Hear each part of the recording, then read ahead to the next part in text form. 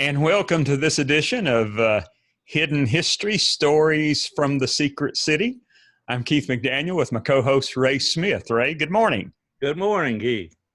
We've got a special guest with us today, as we do every time we do one of these. And Ray, I'm going to let you introduce our guest today. Very good. Thanks, Keith. We're glad to have Katatra Vasquez with us today. Katatra has written a book that we want to talk about in a little bit, but Atomic Hope is the name of her book, and we'll talk about that book just a little bit, Atomic Hope.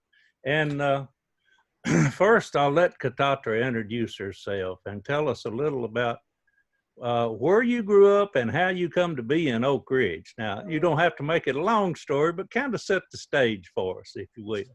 Well, let's see where I grew up. I am from Dayton, Ohio. Some may be familiar with Dayton. It's not too far from Cincinnati, Ohio. The Wright brothers, first in flight, Air Force Base there. So I'm from Dayton, Ohio. I had the pleasure of spending a lot of summers in a country town called Chuckatuck, Virginia, where my grandparents lived.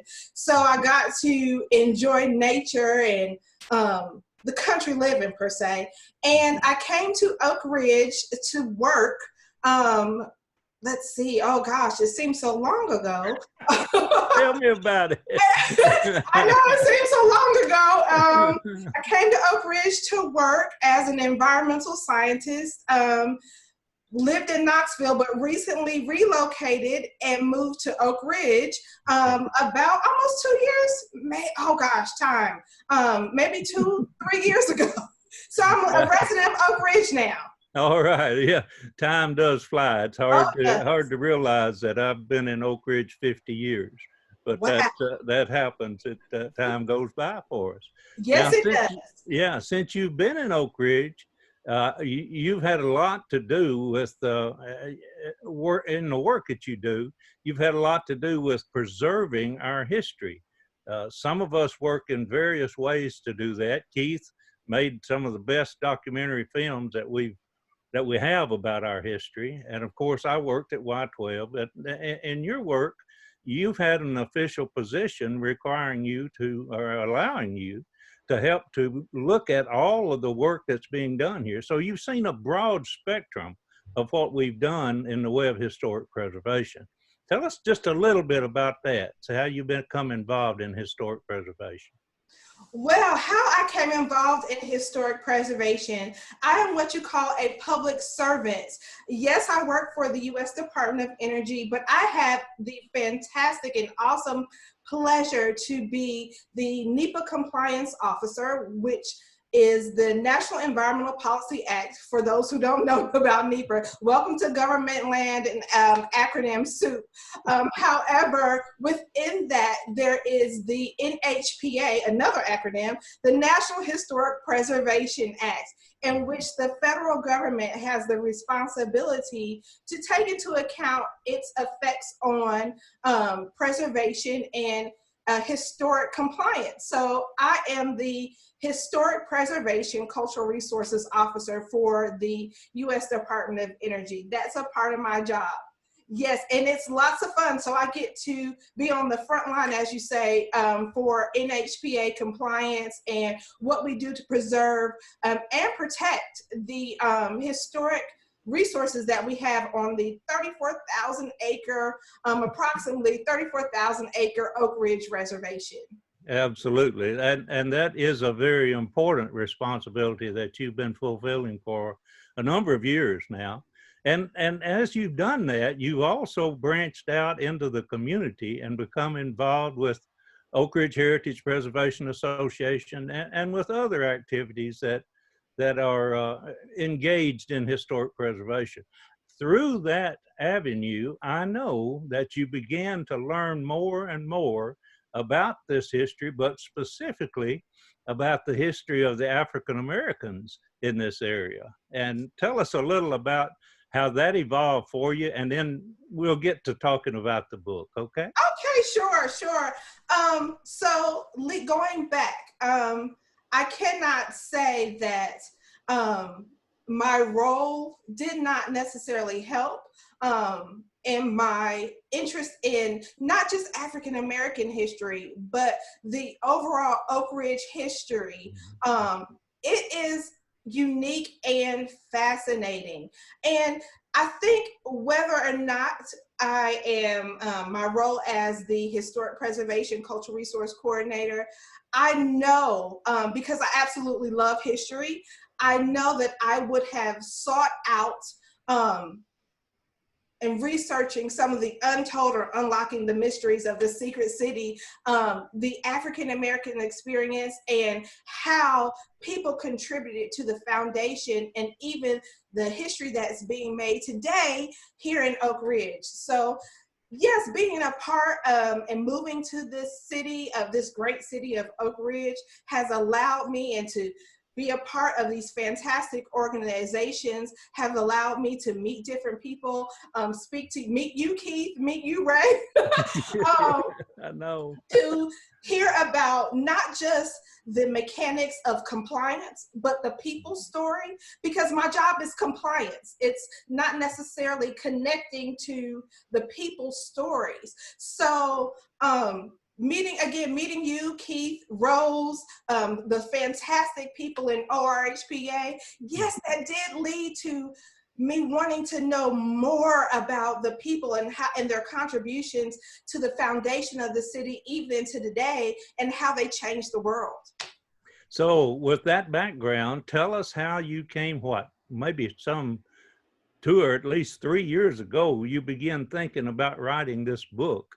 And tell us why you went in that direction, and what caused you to write the book. Well, let me back up a little bit and tell you about the book.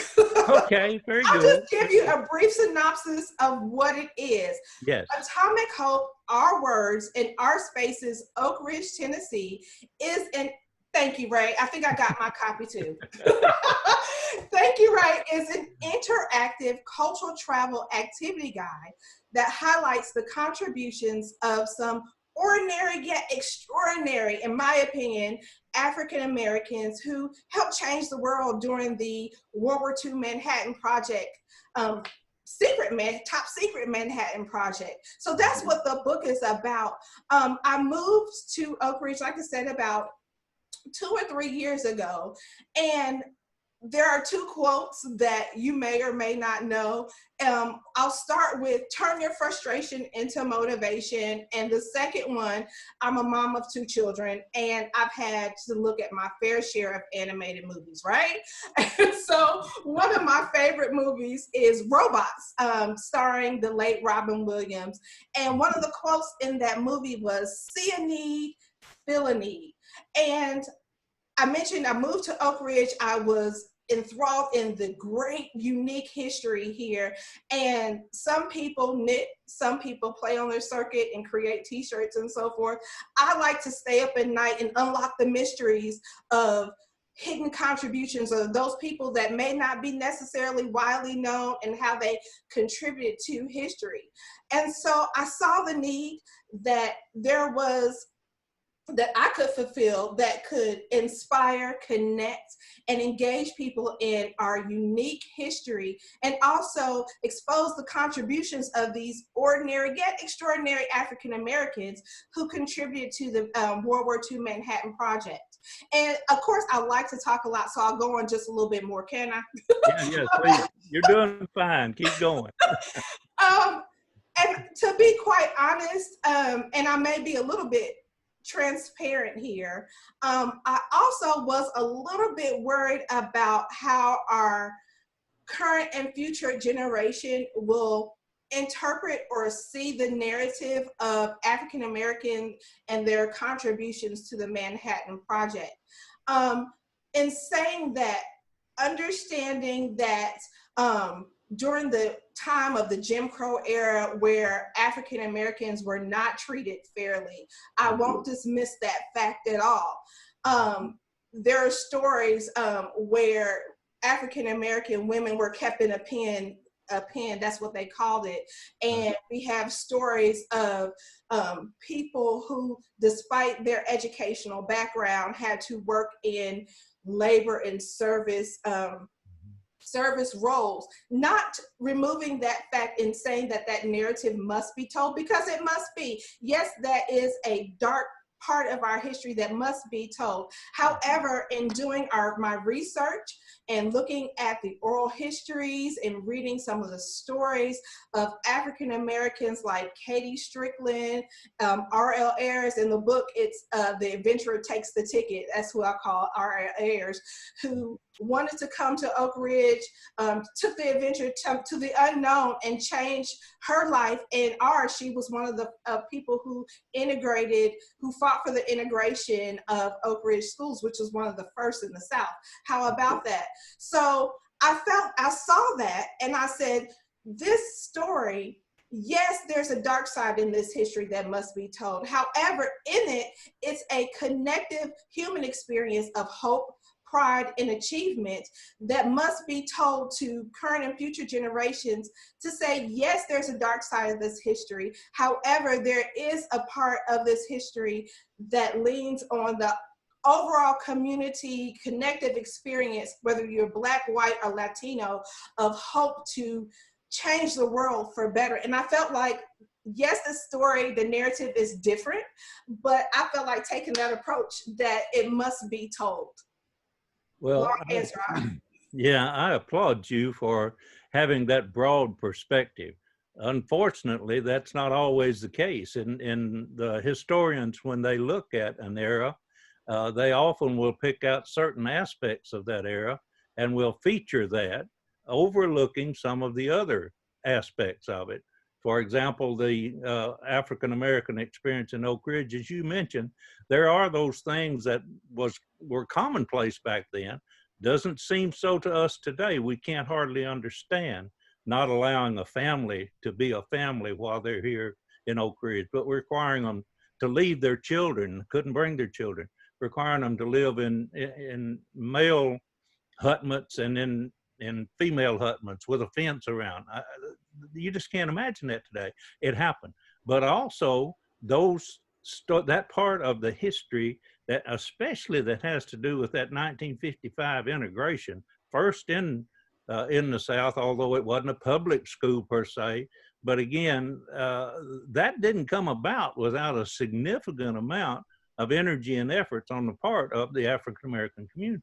So a good balance in our history needs to be included. And you've done an excellent job just now of explaining how important that is.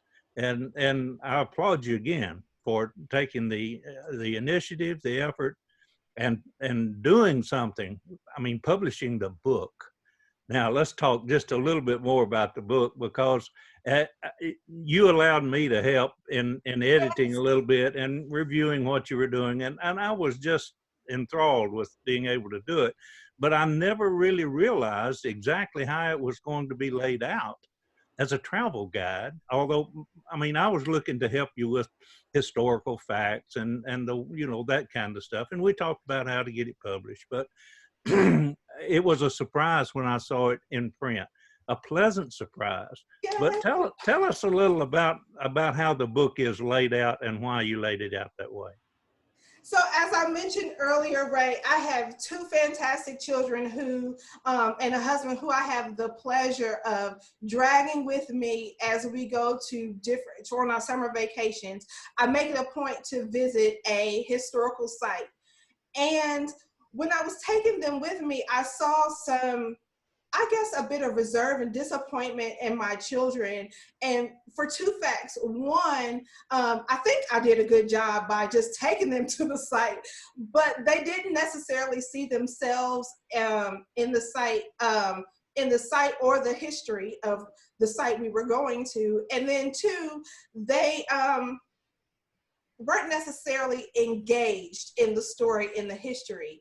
And so I felt it was very important when I had the opportunity to share the fantastic and rich history of Oak Ridge and the contributions of African Americans, those ordinary yet extraordinary African Americans, I felt there was a need to make it an interactive, fun experience. So the book, is laid out into 3 parts. There's a quote that connects the person to the experience, the unknown, extraordinary African American that contributed to the Manhattan. There's a quote from them that connects them to the Manhattan Project. There's also a place that you can go, whether it virtually, outdoors, or some of the fantastic museums that we have here. One of them is the Oak Ridge History Museum. Yeah. And then the third component is an activity that focuses on science, technology, engineering, math, not withstanding or ignoring the arts, because there are some things in the book that those who are creative and artistic can do. But it makes this unique experience about, 1, learning about Oak Ridge, and 2, learning about those fantastic people in history. It makes it a unique and fun experience, an interactive, fun, unique experience that everyone can not only just look at, but enjoy and have fun doing it. So that's why I decided to make it a travel activity guide to engage, empower, excite, and just bring an overall different experience and a different narrative to the story in which I was trying to portray. Katatra, is there a particular audience for this book? I mean, age-wise or anything like that? Yes, well, I will tell you, Keith, that this book is definitely for everyone. However, many people don't know that Oak Ridge is one of the top day trip destinations for families to come to visit. So it's definitely a book for people who have children, people who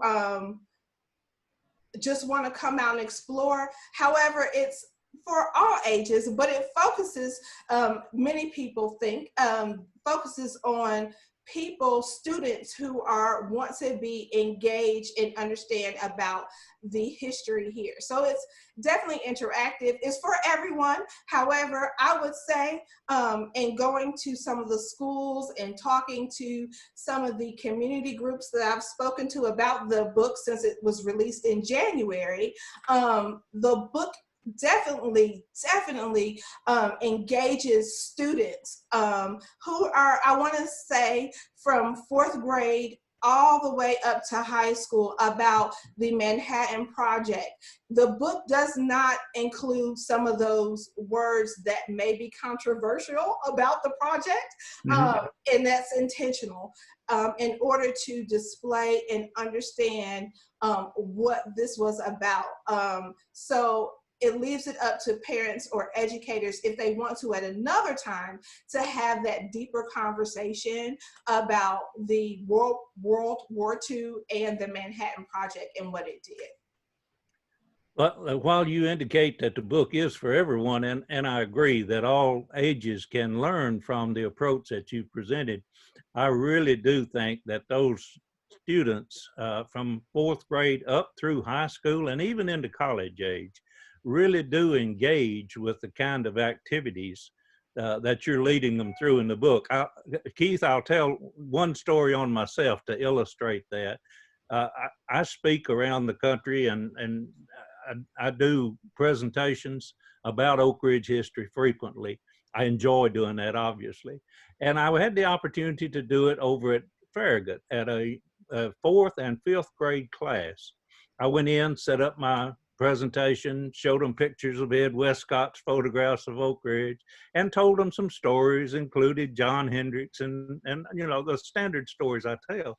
I went on for about 45 minutes and the bell rang for them to go to lunch. So one student held her hand up and said, "Mr. Smith, if we go get our lunch and bring it in here, will you keep talking?" Wow. I said, "Well, it's up to your teacher, whatever you all want to do." And she said, "Well, sure, if you want to, go do that." So they did. They went and got their lunch, brought it back in the room. When they got set up, I went back to talking, went on for another 45 minutes, telling them stories, answering their questions, engaging them in the history of Oak Ridge. And your book does that exact same thing. You bring out some key individuals, Hal Williams. You bring out Katie Strickland, Miss Ayers. You bring out those individuals that have stories to tell, and you do it well. So I applaud you. I think the book is well set up. It is good for all audiences, because if you just want to learn the facts, you can get those. If you want to do the activities, you can get those. If you want to go to some of the places, you got those instructions in the book as well. So it's really well set up. Thank you, Ray, and thank you so much for your help. I remember I came to Ray and I said, "Hey, Ray, I got an idea. I'm a novice. You've written several books. I can't say that I have. This is my debut first book. I don't know if it will be my only, because it's a lot that goes into writing a book. However, I do thank you so very much for not only just telling me some of the mechanics and what goes behind writing a book from a manuscript to publishing, but the encouragement that you gave me as well. I truly, truly appreciate it, because like I said, I'm a novice in the literary world. It's like, wait, but I just knew that I was inspired, and I felt like I could contribute something to this story and allow it to come in a different way, in a different approach. Everyone is different. So this is my way of expressing what I want the world to see about not only the fantastic city of Oak Ridge, but the wonderful people who from the foundation on to today have contributed to its greatness. I think we're Innovation Valley. We have everything from atomic energy to environmental advancements to cancer research. That's all happening right here in the great city of Oak Ridge.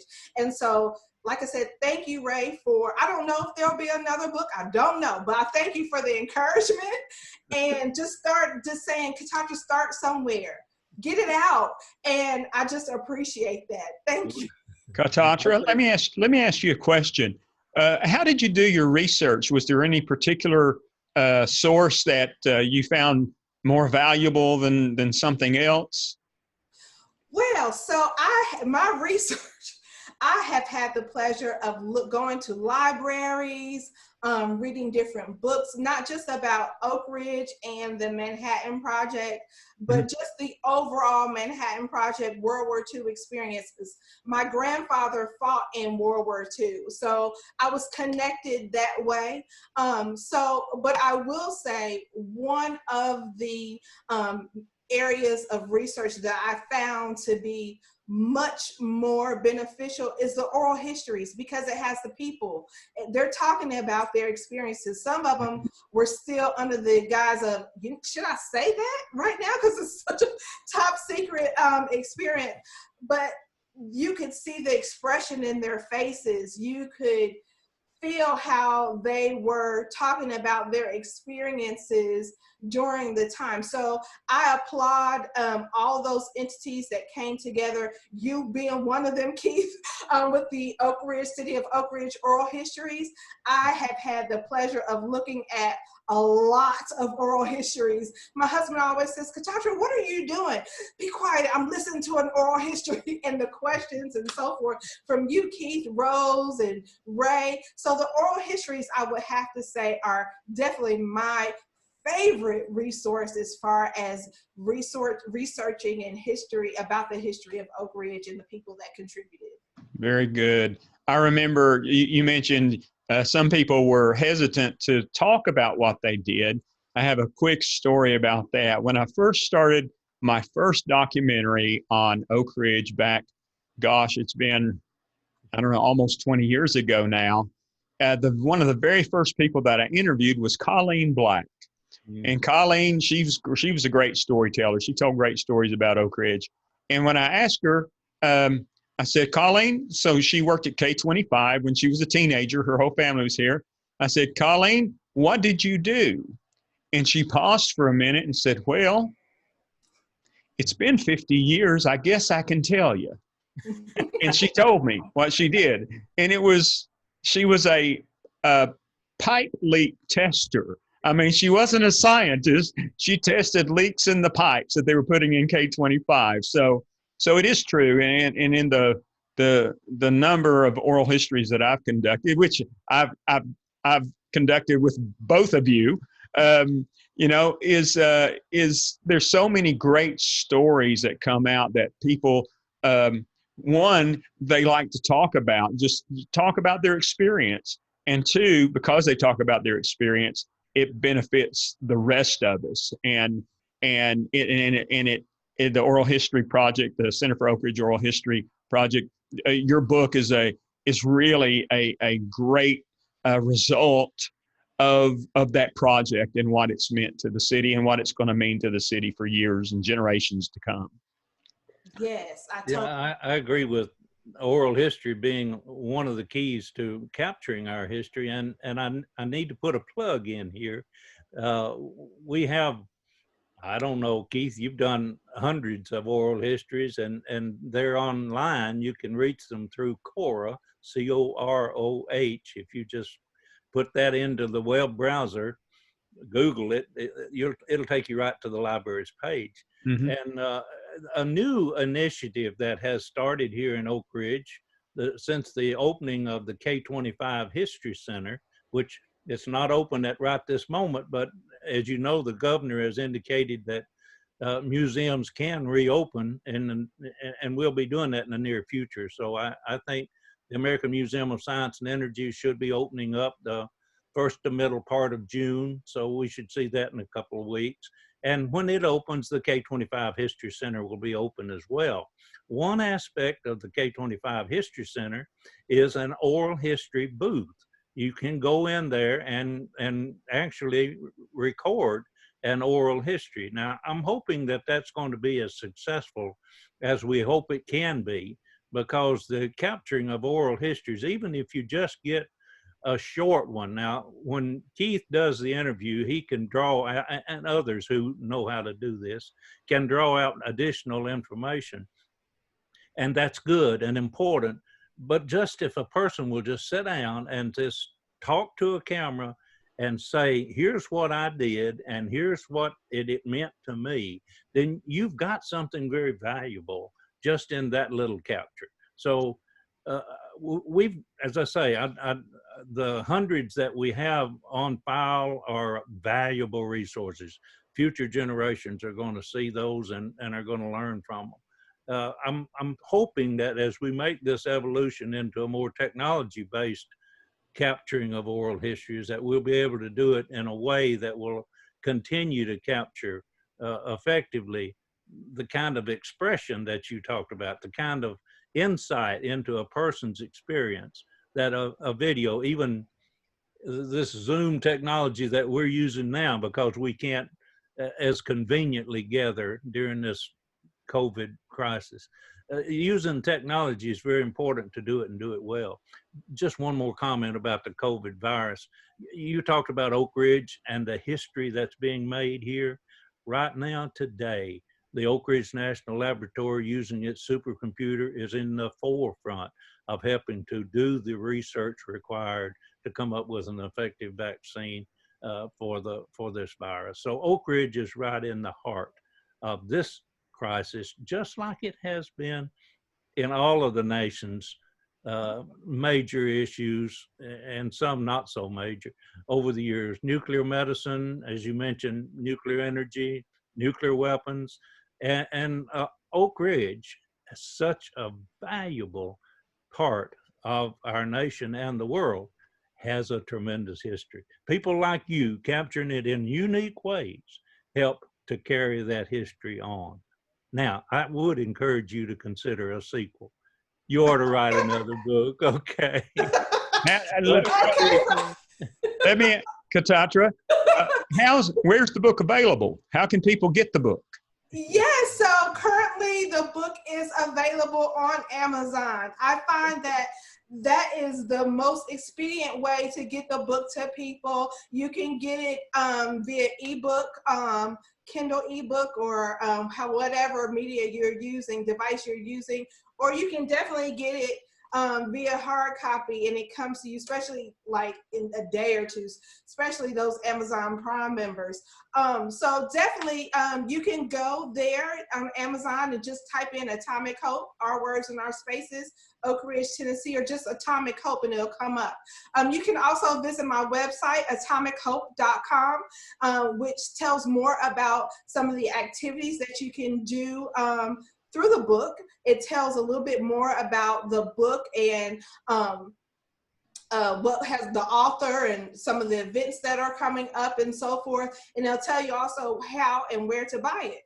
One day I'll get it in some local bookstores. I haven't gotten that far yet. Sure. Right? It's like, it's one of those things. I wrote it, I was inspired, and I did it, I published it, and then I said, now what? So we published it in January. Like I said, I'm still working and trying to get it into some of our local bookstores. But right now it's available online, Amazon. Great. Super. Well, thank you so much for being with us today. Ray, did you have any other questions for Katatra? No, I think she's done a really good job of bringing. Yeah, go ahead. Go ahead. Oh, thank you. I do have one other thing. I'm a talker. Can you tell? That's okay. I do have one other thing to say, and that is that this story in which we talked about is very, very imperative because, like I said before, this whole COVID-19 thing hit, this pandemic hit, I was able to go to some of the Oak Ridge schools to talk about Atomic Hope. And after I was done, like you have that experience, Ray, which you shared, after I was done speaking about the book, there was one little boy that came up to me and grabbed me and said, so, he was African-American, and he said, you know what? I had no idea. As many times as we've heard about World War II, and especially some in local schools talk about the Manhattan Project, he said, you know what? I didn't know Black people were helped contribute to the Manhattan Project. Now, I have to tell you, that brought tears to my eyes, and it brought a confirmation to me that this story must be told. The contributions of people that may not look like the mainstream, the contributions of those folks must be told in a way that connects the human experience. Whether you're Black, white, or green, you always have hope. There's that experience of hope, pride, and achievement. And that is a story, in addition to the story of the painful past, but that's a story I believe that everybody can connect with. And to be able to inspire just one child to say, you know what, I see myself in history.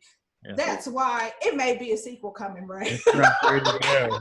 There you go. Well, again, thank you so much for joining us and telling us about that. We want to encourage everyone to go right now and order Atomic Hope from Amazon and learn more about that specific story and those specific individuals that you feature in the book. Ray, let's go ahead and talk about in 2 weeks. Yes. We're going to have another one of these, and who's going to be our guest then? Well, we'll be fortunate enough to get Steve Goodpasture to come and talk to us. Steve is he works at East Tennessee Technology Park. He's a historian for that area, has good knowledge about the wheat history, the place that we'll talk about, I'm sure, that used to be called Bald Hill, mm-hmm. and about the seminary that's out there. So he's very knowledgeable about the early history of the area that's now K-25, but he also was heavily involved in the creation of the K-25 History Center.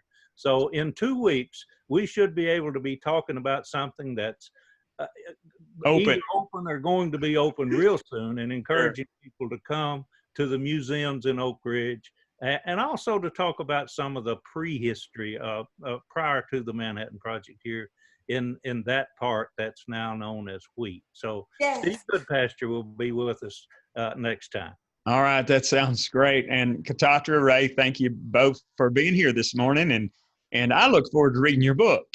And so I really look forward to that. So thank you all, and folks, we'll see you again in a couple of weeks. All right. Very good. Bye-bye. Thank you for having me.